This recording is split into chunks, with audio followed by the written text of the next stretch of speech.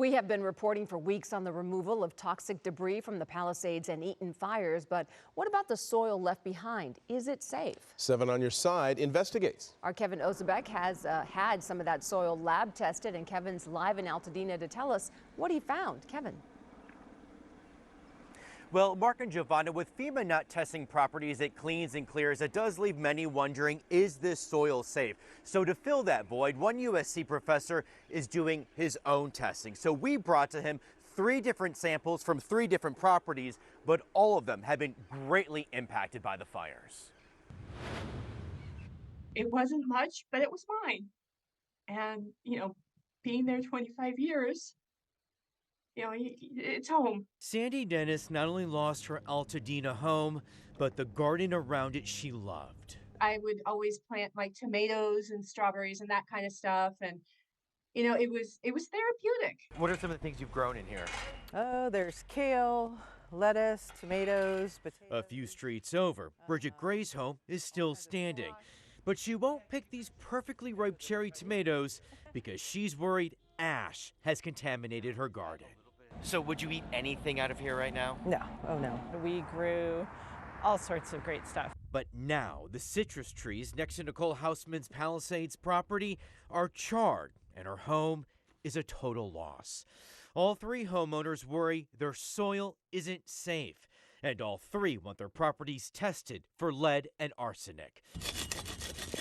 So 7 on Your Side investigates used this soil probe and started collecting samples. Nicole is a big gardener too, so let's take the sample in what was her flower bed, which is right next to her raised beds.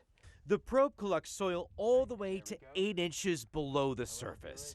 Since FEMA is taking 6 inches of soil off properties it remediates, these samples should tell us if there are high levels of lead and arsenic below that 6-inch mark. All right, so this is the last sample.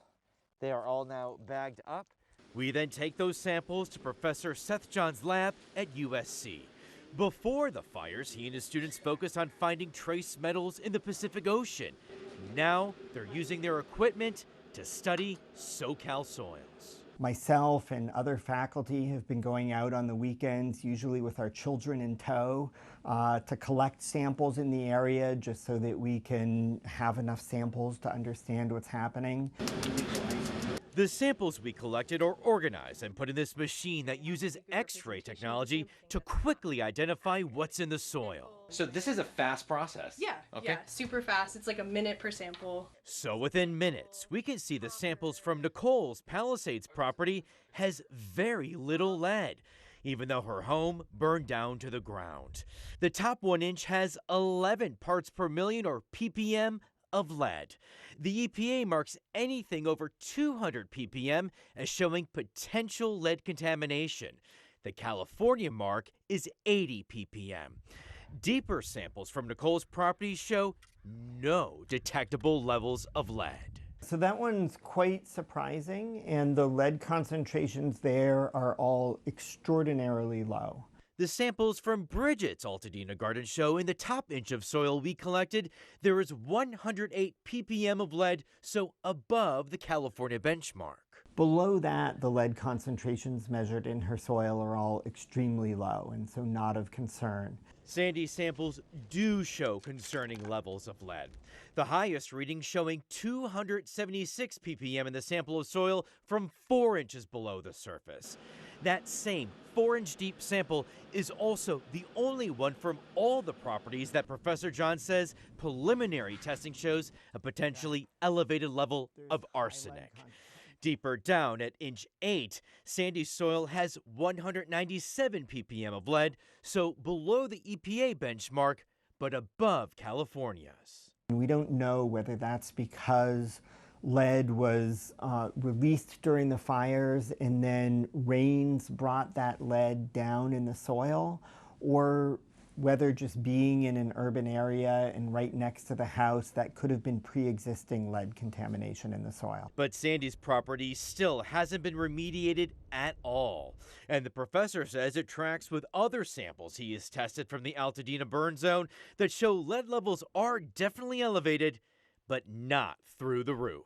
Once the topsoil is removed, and replaced with clean soil, I think it really should be possible to bring these properties back to a place where they can be built upon again and can be safe places for people to live. As for our 3 homeowners, they now have at least some answers. So finding out that lead and arsenic are at very low or undetectable levels below 6 inches is certainly reassuring, but there are lots of other substances. Are you confident about gardening now here in your yard again? I am. I mean, we'll definitely test again, you know, after the year's up. It makes me feel better. I don't know if I can feel good about anything right now, but that makes me feel better. And we do have to stress here, there could be other toxins in the soil other than just lead and arsenic, but this testing only looked at lead and arsenic. And we also do have to say that if we did collect the samples from different parts of these properties, it is possible we could have gotten different results. Hello, I'm Mark Brown. Get more great ABC7 content by clicking the subscribe button for our YouTube channel and download the ABC7 Los Angeles streaming app on Fire TV, Android TV, Apple TV, and Roku to watch on your TV.